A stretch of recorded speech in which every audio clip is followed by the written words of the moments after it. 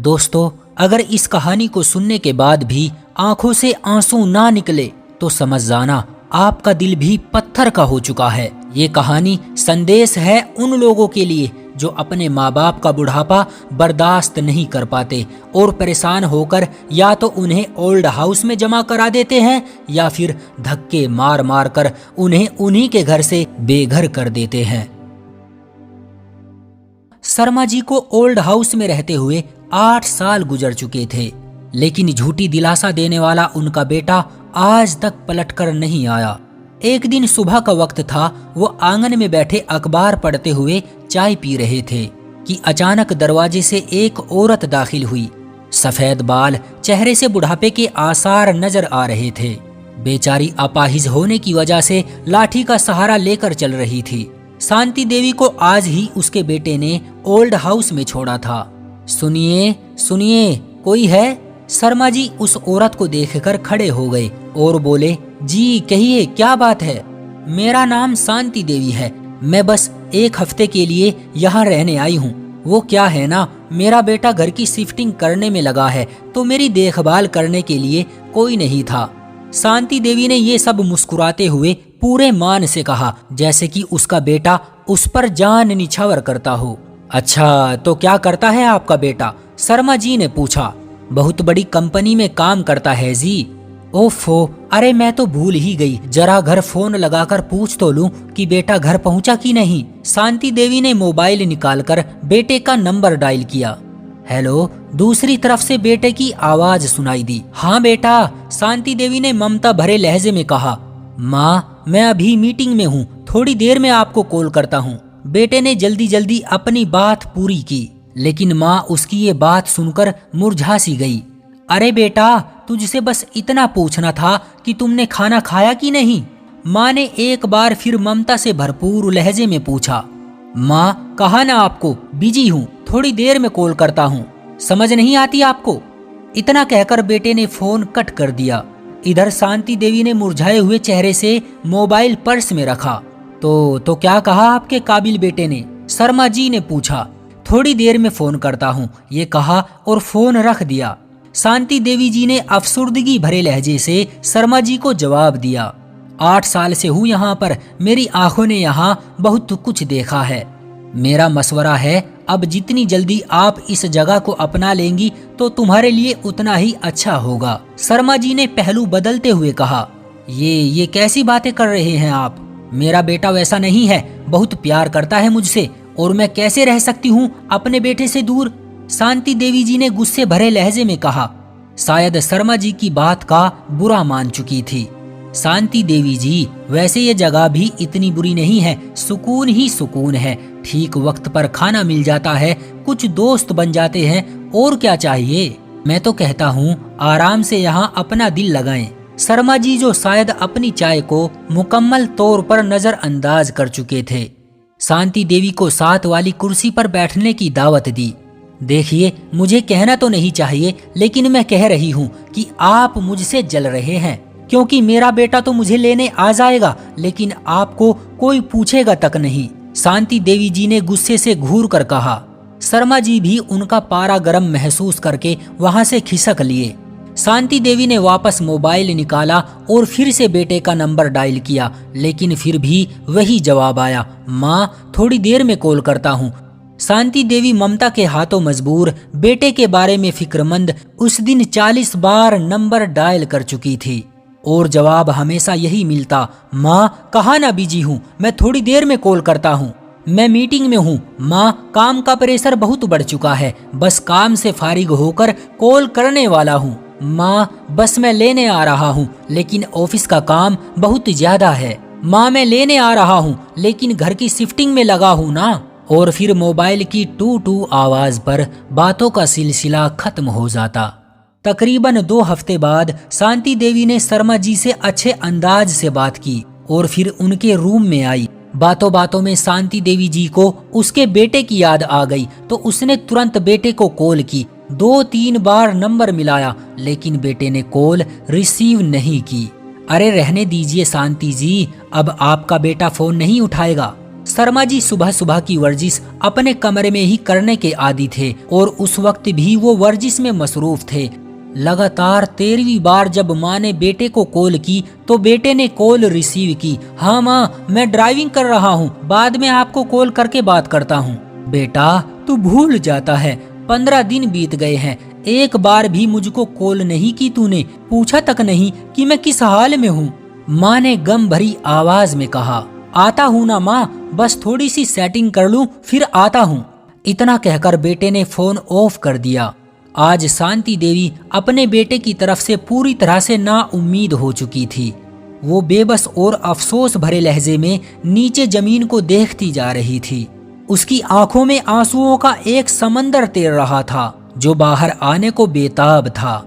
एक आंसू उसके चश्मे को पार करते हुए तेजी से गालों को भिगोता हुआ गिरेबान में समा गया, जैसे उस आंसू को आंखों में रहने से तकलीफ हो रही थी।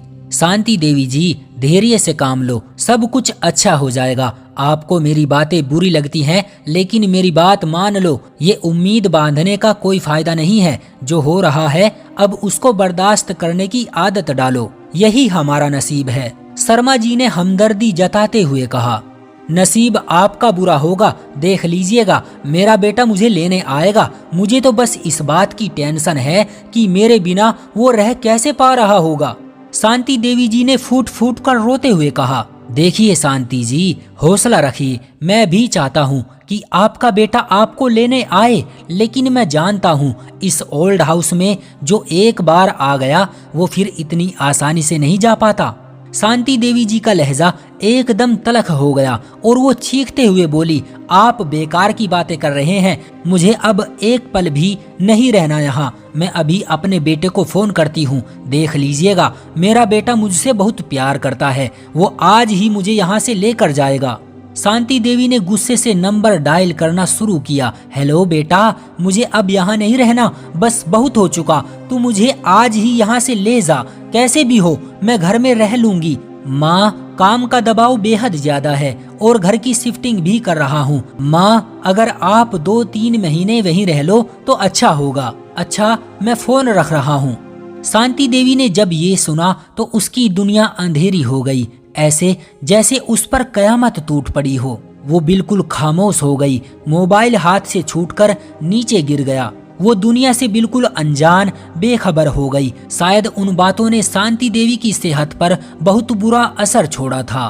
कुछ वक्त बाद शांति देवी जी की तबीयत अचानक खराब होना शुरू हो गई। शर्मा जी भी शांति के रूम में ही थे। ओल्ड हाउस के मैनेजर ने उनके बेटे को खबर भी दी कि अपनी माँ से एक बार आकर मिल ले, लेकिन बेटा नजरअंदाज कर गया।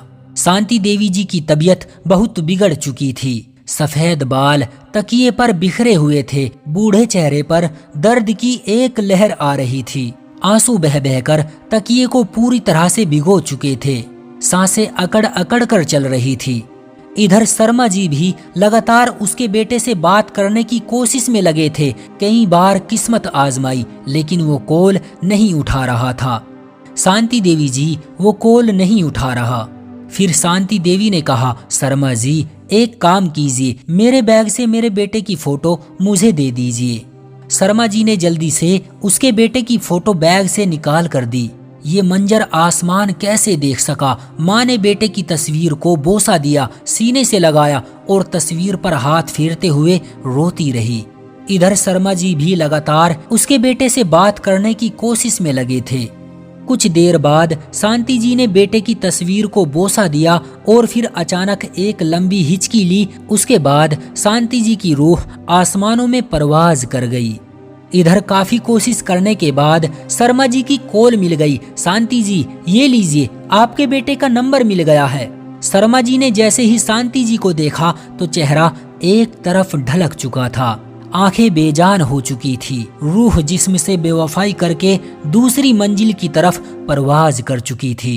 बेटे की तस्वीर अभी भी सीने से लगाई हुई थी। आंखों से आंसुओं का सैलाब बहकर रुक चुका था। शर्मा जी ने शांति जी को रोते हुए खूब झिंझोड़ा, शांति जी, शांति जी, उठिए। लेकिन मुर्दे कभी बोले हैं जो आज बोलते। शर्मा जी की ये मंजर देखकर चीखें निकलने लगी। ये पहली बार नहीं हुआ था मेरे साथ। शांति देवी पहली नहीं थी जिन्होंने मेरे सामने दम तोड़ दिया। पता नहीं क्यों हम अपनी औलाद को इतने लाड़ प्यार से पालते हैं, सिर्फ इस उम्मीद में कि वो मेरे बुढ़ापे का सहारा बनेगा। लेकिन बाद में वही बच्चे हमें यहाँ तिल तिल मरने के लिए क्यों छोड़ जाते हैं। अरे कोई है, शांति जी के बेटे को लेकर आओ और कह दो 4 दिन हो गए बेटे की जुदाई के दर्द में उसने कुछ नहीं खाया और मर गई आज। जिंदा माँ को तो ले जाने नहीं आया, कम से कम ये मुर्दा लाश तो ले जाए। क्या हम माँ बाप बच्चों को जन्म इसीलिए देते हैं कि बाद में वो हमें ओल्ड हाउस में भेज सके। शर्मा जी दहाड़े मार मार कर रो रहे थे कि अचानक दरवाजे से एक शख्स दाखिल हुआ और बोला, कोई है यहाँ पर। शर्मा जी ने आंसू साफ किए और कहा, हाँ आइए, बताइए क्या चाहिए। मेरा नाम गोपाल है, मैं आपका रूममेट हूँ। गोपाल ने अपना बैग जमीन पर रखते हुए कहा। लो, एक गया नहीं और एक और आ गया। अरे नहीं भाई साहब, बस 1 हफ्ते की ही तो बात है, फिर चला जाऊंगा। वो क्या है ना, मेरा बेटा घर की शिफ्टिंग करने में लगा है तो मेरी देखभाल करने के लिए कोई नहीं था। शर्मा जी ने जब ये सुना तो पता नहीं क्यों शर्मा जी फिर से चीख चीख कर रोने लगे और फिर अचानक रोते रोते हंसने लगे। शायद उनको शांति देवी की बातें याद आ गई जब उसने कहा था कि बस 1 हफ्ते के लिए यहाँ रहने आई हूँ। वो क्या है ना, मेरा बेटा घर की शिफ्टिंग करने में लगा है तो मेरी देखभाल करने के लिए कोई नहीं था। शर्मा जी कभी हंसते तो कभी रोते। शायद इस भयानक मंजर को देखकर उनकी दिमागी हालत बिगड़ चुकी थी। मेरे भाइयों, क्यों करते हो ऐसा? क्या आपको लगता है कि बुढ़ापा आप पर नहीं आएगा? आएगा, और जब आएगा तो याद रखना, अक्सर देखा गया है जो जैसा बोता है उसे वैसा ही काटना पड़ता है, क्योंकि ऊपर वाले का यही इंसाफ है। उसके घर में देर तो है, अंधेर नहीं। दोस्तों, ये कहानी आपको कैसी लगी हमें कमेंट करके जरूर बताएं। वीडियो को लाइक कर दीजिए और इसी तरह की कहानियां लगातार देखने के लिए चैनल को सब्सक्राइब करके घंटी को दबाकर ऑल पर सेट कर लीजिए ताकि आने वाली वीडियो का नोटिफिकेशन आपके पास तुरंत पहुंचे। मैं मिलता हूं आपसे अगली वीडियो में, तब तक के लिए धन्यवाद।